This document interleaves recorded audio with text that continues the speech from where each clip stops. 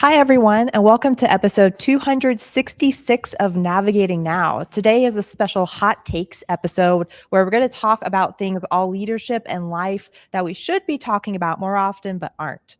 So, our topic for today is build strategy within. So, excited to share some hot takes on strategy and what that looks like in best in class hot takes.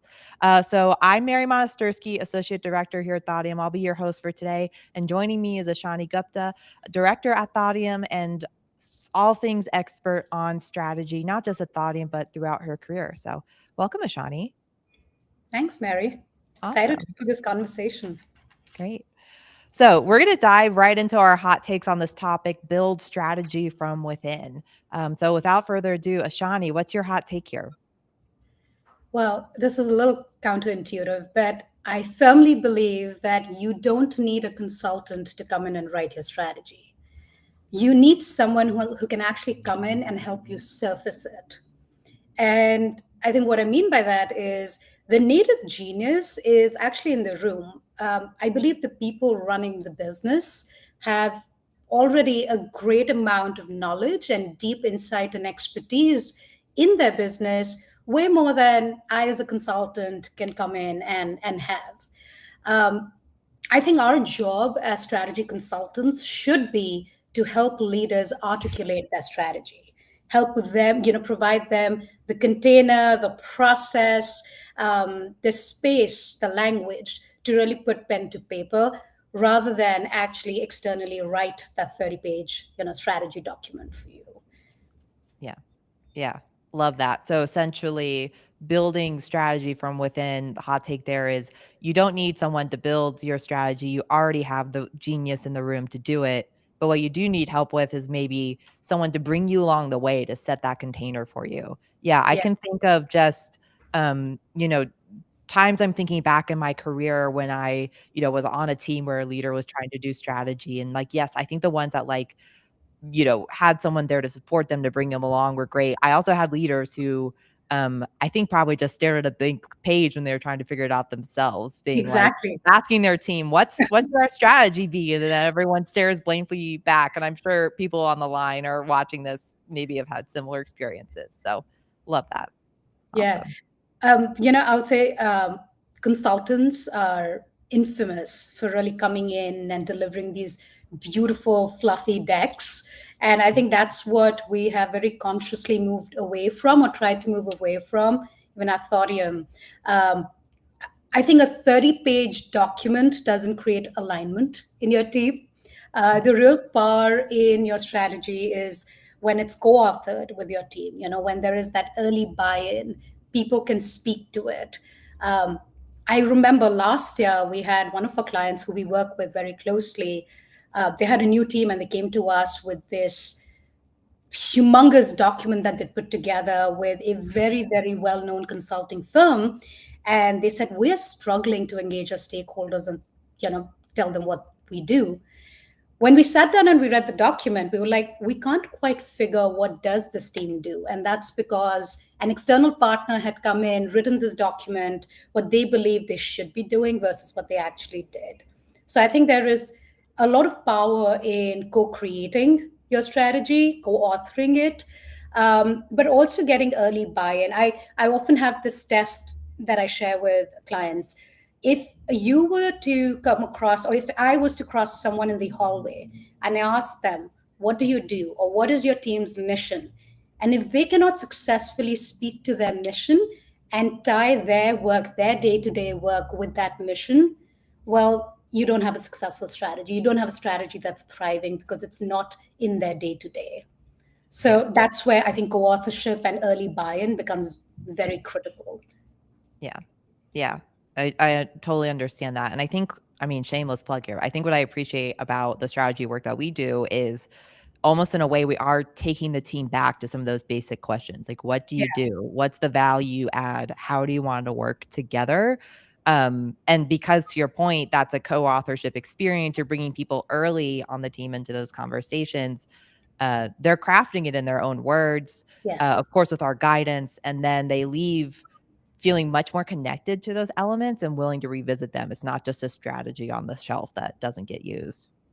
Yeah. Absolutely. And you know this, Mary, when all the recent strategy work we've been doing, one of our other key tenets is your strategy is successful when people can speak to it, when it's accessible, um, and people see their role in it, which is why I think 67% of the most beautifully created strategies fail due to poor alignment and execution. And I think strategy activation becomes very critical to success, but that actually begins at the point of creation and not after creation. Yeah. So I think those are things that those are some of the principles we live by and we bring forward even in our work that we do. Yeah. Love that.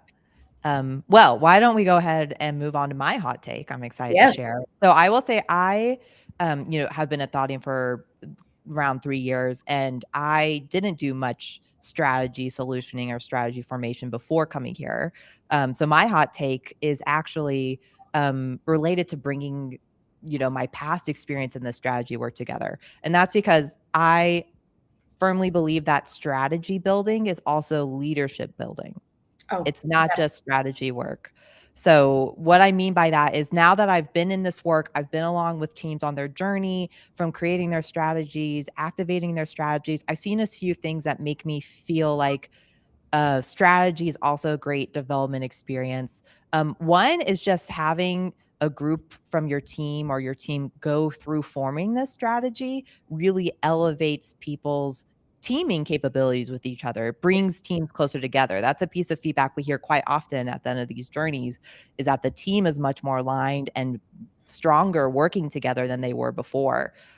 Second is there's no better way to build strategic thinking skills as a leader than by doing the work. So the fact that we bring them along with it, they're part of that process.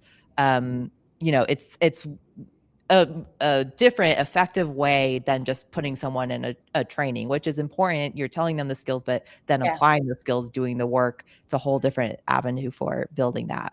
And then of course, I think like the thing that's really great about our approach is we're not just building strategy when you think of like market competition or like KPIs. We're building strategy that also like thinks about how you want to grow your people, how you want to work together as a team moving forward in your organization. Like, what are those norms and ways of working? And all that and more helps people find stretch and growth opportunities that they can do on the team that they didn't have before. So, I think people often come into strategy work thinking it's just like a executive leader thing, or it's like just, you go through the steps and you end with this nice document. But I think there's so much more to that in terms of strengthening your leaders, strengthening your organization that it just isn't necessarily known. I love that hot take, Mary, and the reason I love it so much is because in our day to day, so many times you're working at that 10,000 foot view, and Mm, it takes intentional time and intentional effort and space to really elevate to that 30,000 foot view. And there's something very again powerful about leaders coming together and engaging in that space.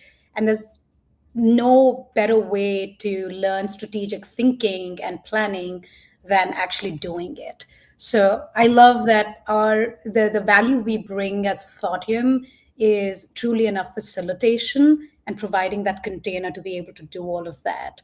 Um, yeah, yeah, yeah, nothing like a two-in-one. You get a great strategy and a great leadership development experience out of it.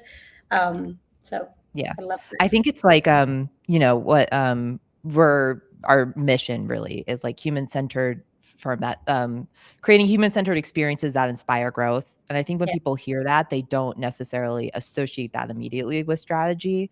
But in the way we facilitate and the way we help teams come together through this experience, I think it definitely is like such a clear way that we really realize that in real time. So it's been absolutely. fun diving into this work. Me and Aishani work quite a bit in this space together now, Yeah, so it's been a treat. I love Um, yeah. So, I guess to wrap, building strategy within that, those are our hot takes on the topic. We always wrap hot takes as well with including some personal hot takes on life.